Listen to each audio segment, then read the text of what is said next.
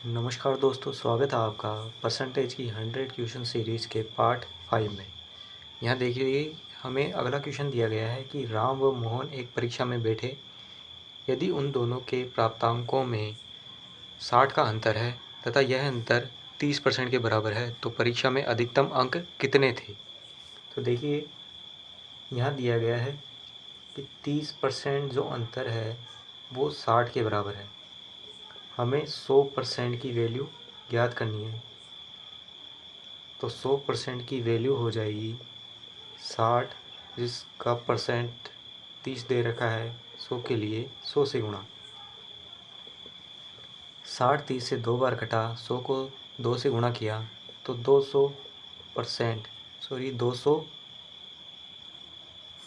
अंक अधिकतम प्राप्त हुए। देखिए दोस्तों, 42वां क्वेश्चन दिया गया है 42वां क्वेश्चन दिया गया है कि एक छात्र को एक परीक्षा में पास होने के लिए 38% अंक प्राप्त करने थे, परंतु उसने 30% अंक प्राप्त किए और 12 अंकों से फेल हो गया। तो पूर्णांक ज्ञात कीजिए। देखिए, 38% अंक प्राप्त करने थे लेकिन प्राप्त हुए 30% ही। दोनों में जो अंतर है वो 8% का है, जिसकी वैल्यू दे रखी है 12। हमें 100% की वैल्यू याद करनी है। तो 12 जो है वो 8 की वैल्यू दे रखी है 100 के लिए 100 से गुणा। 4 से कटा 2 बार, 4 से कटा 3 बार, 100 2 से कटा 50 बार, 50 को 3 से गुणा किया तो 150 पूर्णांक आ गए।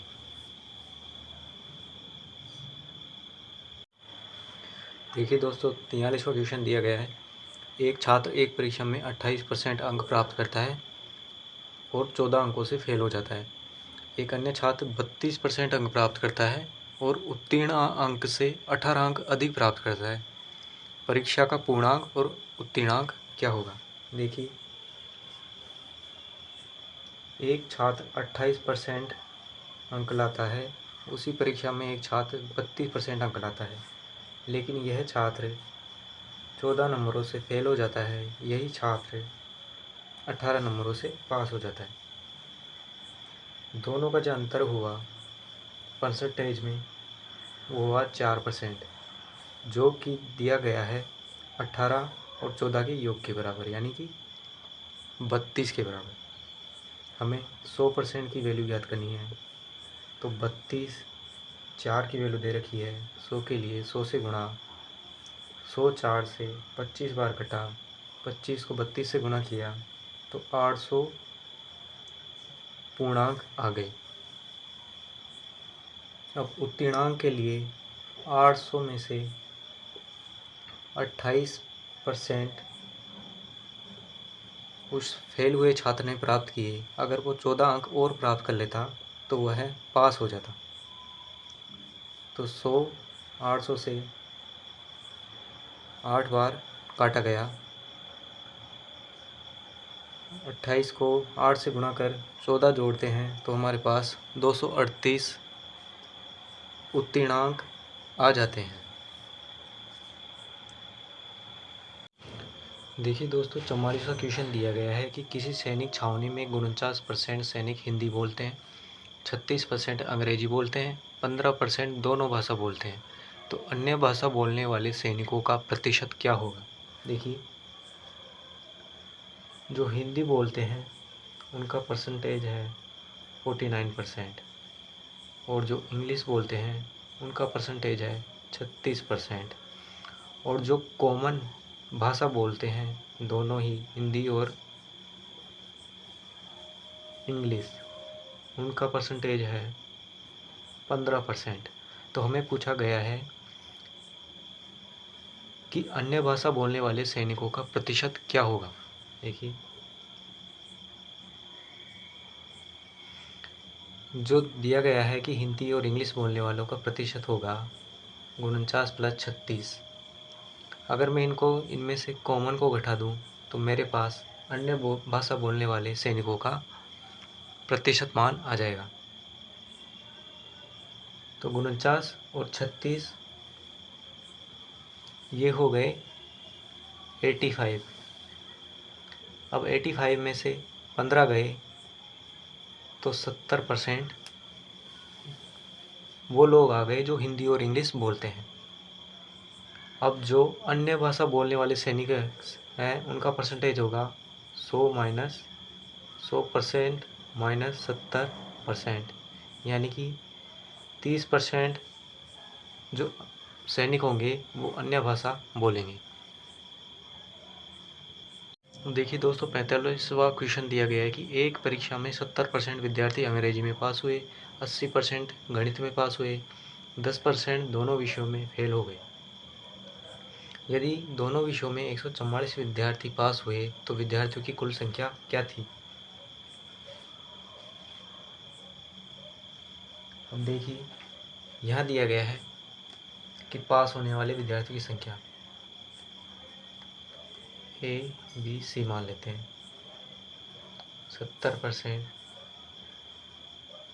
अंग्रेजी में पास हुए, 80% गणित में पास हुए, और जो 10% है वो दोनों विषयों में फेल हो गए। तो मैं मान के चलता हूँ कि 30% विद्यार्थी अंग्रेजी में फेल हो गए। अगर 70 पास हुए तो 30% फेल हो गए, 80% पास हुए तो 20% फेल हो गए, और ये 10% फेल तो है ही। यानी कि जो फेल हुए वो हो गए A+B+C। तो 30+20+10 बराबर -10, क्योंकि ये कॉमन है।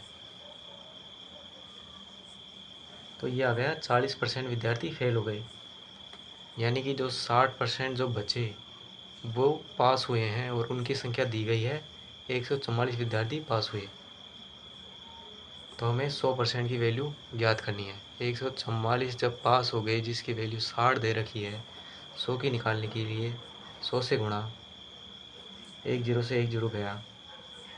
जब इनको सोल्व किया तो हमारे पास 240 वह संख्या आ गई जो विद्यार्थियों की कुल संख्या थी। देखिए दोस्तों, 46वां क्वेश्चन दिया गया है कि एक परीक्षा में ए ने बी से 10% कम अंक प्राप्त किए, बी ने सी से 25% अधिक अंक प्राप्त किए तथा सी ने डी से 20% कम अंक प्राप्त किए। यदि 500 के पूर्णांक में ए और सी द्वारा प्राप्त अंकों का अंतर 40 हो तो डी द्वारा कितने प्रतिशत अंक प्राप्त किए गए? देखिए, हम बी से कंपैरिजन कर लेते हैं सभी का।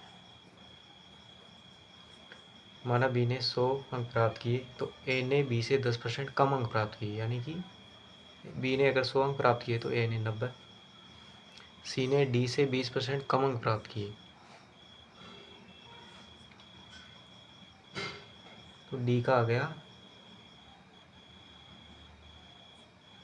100, और सी का ए और सी द्वारा प्राप्त अंकों का अंतर 40 हो, ए और सी द्वारा प्राप्त अंकों का अंतर 40 हो, सी ने डी से 20% कम अंक प्राप्त किए। तो डी ने अगर 100 प्राप्त किए तो इसने 80 प्राप्त किए। तो डी के लिए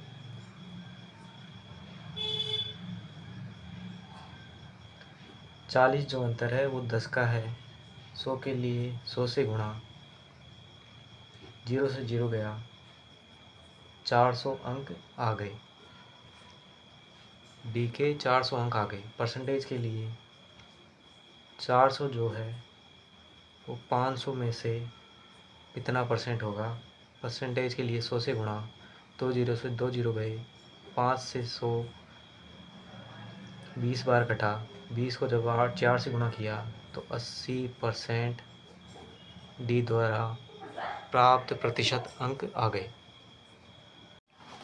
देखिए दोस्तों, 47वां क्वेश्चन दिया गया है कि विद्यालय में 90% छात्र अंग्रेजी में, 85% छात्र गणित में तथा 150 छात्र दोनों विषयों में सफल होते हैं, तो छात्रों की कुल संख्या क्या है? देखिए, 90% छात्र और 85% छात्र टोटल हो गए 175%, जो कि 100% से 75% अधिक है, जिसकी वैल्यू दे रखी है हमें 150। 150 छात्र दोनों विषयों में सफल होते हैं, अर्थात 100% के लिए 150 जो है वो 75% की वैल्यू दी गई है। 100% के लिए 100 से गुणा, 150 75 से 2 बार घटा, 100% विद्यार्थी आ गए 200। देखिए 48वां क्वेश्चन दिया गया है कि 2500 लोगों में से केवल 60% लोग बचत करते हैं। यदि 30% लोग बैंक में, 32% लोग डाकघर में तथा शेष लोग शेयर में बचत करते हैं तो शेयर धारकों की संख्या क्या है। देखिए बड़ा सिंपल सा क्वेश्चन है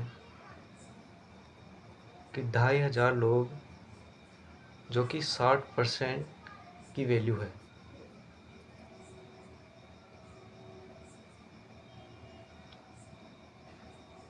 इसमें से आ जाएंगे। क्वेश्चन में दिया गया है कि 2500 लोगों में से केवल 60% लोग बचत करते हैं, यानी कि 2500 लोगों में से 2500 लोगों का 60% हो गया 2500 गुणा 60/100। 2 जीरो से 2 जीरो गया। 25 को जब 60 से गुणा किया तो 1500 वो लोग आ गए 60%। अब 1500 जो लोग हैं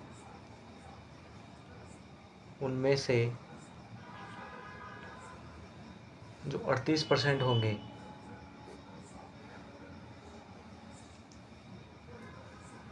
वो शेयर धारकों की संख्या होगी। वो कैसे, देखिए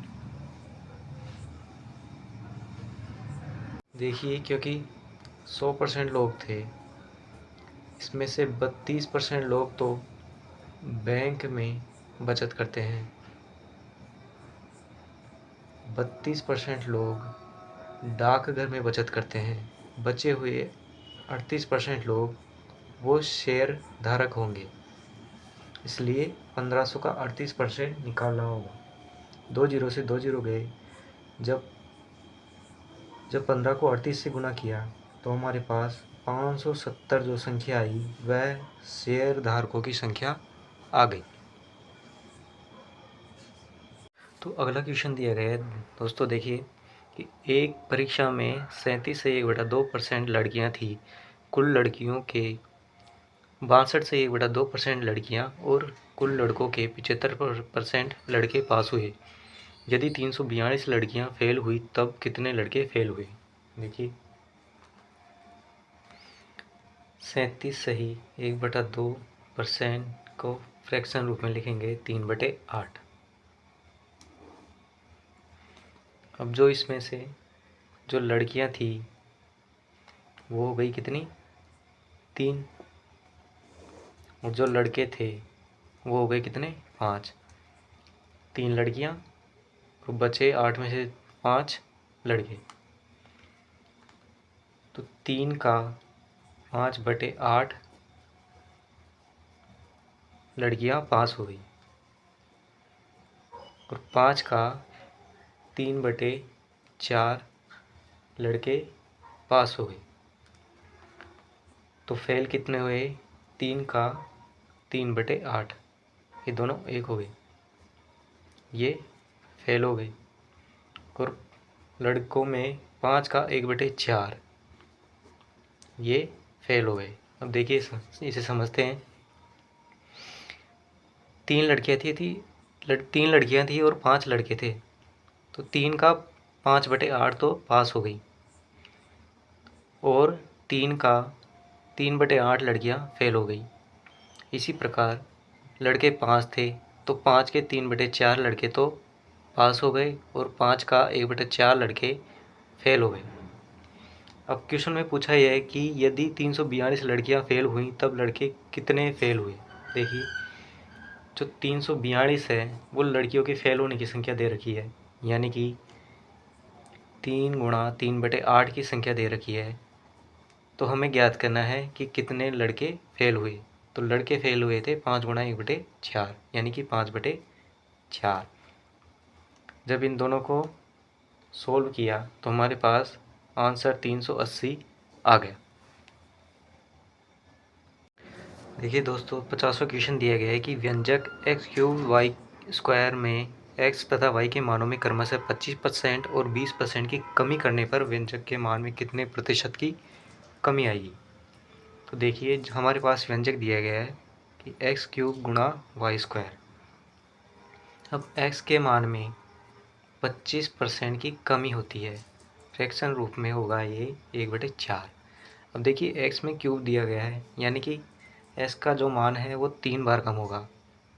1/4, 4 से 3 हो गया 1 बार, दूसरी बार भी 4 से 3 हो गया, तीसरी बार भी 4 से 3 हो गया। इसी प्रकार जो y व्यंजक है वो 20% कम हुआ। 20% को फ्रैक्शन रूप में हम लिखेंगे 1/5। अब यहाँ ये स्क्वायर में है, यानी कि यह व्यंजक 5 से 4 हो गया। 5 से 4 हो गया, स्क्वायर में था 2 बार, क्यूब में था 3 बार। अब हम इन्हें काट सकते हैं। देखिए, 4 से 4 गया, ये 4 से ये 4 गया, गुणा करने पर हमारे पास आया 50 25, 25 चौक के 100 अनुपात 3 तिया 9, 9 तिया 27। दोनों में अंतर कितना? 73% का। अतः दोनों व्यंजकों में अंतर 73% का आ गया। तो आज की क्लास में इतना ही। नेक्स्ट क्लास में हम अगले 10 क्वेश्चनों को सोल्व करेंगे। तब तक के लिए पढ़ते रहिए और चैनल को सब्सक्राइब करें, लाइक करें। जय हिंद।